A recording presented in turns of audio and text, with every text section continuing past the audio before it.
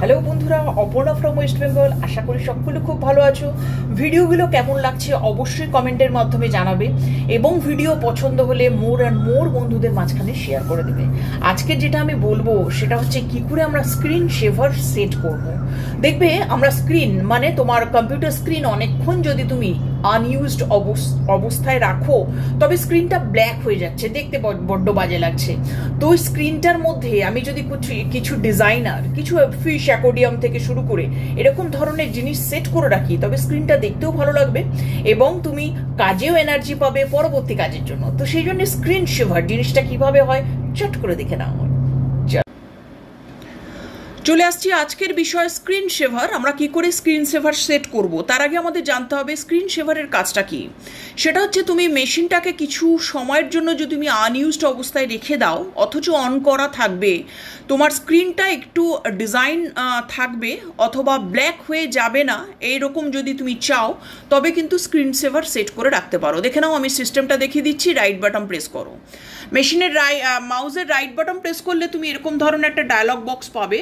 তুমি নিচের দিকে চলে আসো, সেই অপশানটার নাম দাও, সেটা হচ্ছে তোমার পার্সোনালাইজ। এখানে গিয়ে ক্লিক করছো, তুমি চলে আসছো এরকম একটা ডায়লগ বক্সে। এই ডায়লগ বক্সের একদম বাঁ দিকে চলে যাচ্ছ, সেখানে আছে লক স্ক্রিন। লক স্ক্রিন থেকে চলে আসছো ডান দিকের একদম ডাউনে আসার পর তুমি পেয়ে যাচ্ছ স্ক্রিন সেভার সেটিং। সেখানে গিয়ে ক্লিক করছো।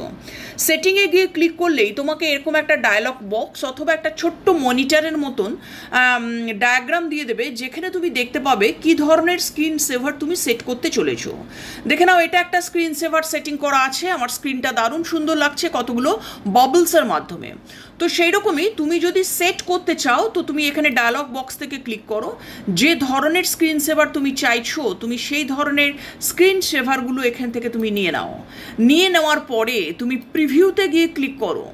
প্রিভিউতে গিয়ে ক্লিক করলে তুমি দেখতে পাবে তুমি কি ধরনের স্ক্রিন সেভার। এটা দেখো, একটা ধরনের স্ক্রিন সেভার যাচ্ছে। এরকম বিভিন্ন ধরনের স্ক্রিন সেভার আমি সেট করবার জন্য আমি এরকমভাবে দেখে নিতে পারি এবং প্রিভিউ করে আমি সেটাকে বড় অবস্থায় দেখে নিতে পারি যে আমার মেশিনটা আনইউজড অবস্থায় থাকলে আমি কি ধরনের স্ক্রিন সেভারগুলো পেয়ে যেতে পারবো। বিখ্যাত স্ক্রিন সেভার যেটা, সেটা বাবলস, দেখতে খুবই সুন্দর লাগে এবং ম্যাক্সিমাম ইউজ হয় এই ধরনের স্ক্রিন সেভারগুলো। দেখো কত সুন্দর লাগছে। শুধু প্রিভিউতে গিয়ে তোমাকে সেট করে নিতে হবে এবং দেখতে হবে তুমি কি ধরনের স্ক্রিন সেভার সেট করতে চাইছো।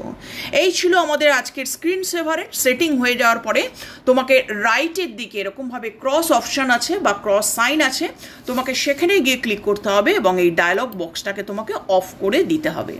এই ছিল আজকের বিষয়, সেটা হচ্ছে স্ক্রিন সেভার। চলো টাটা, বাই বাই, আবার দেখা হচ্ছে নতুন ভিডিও নিয়ে।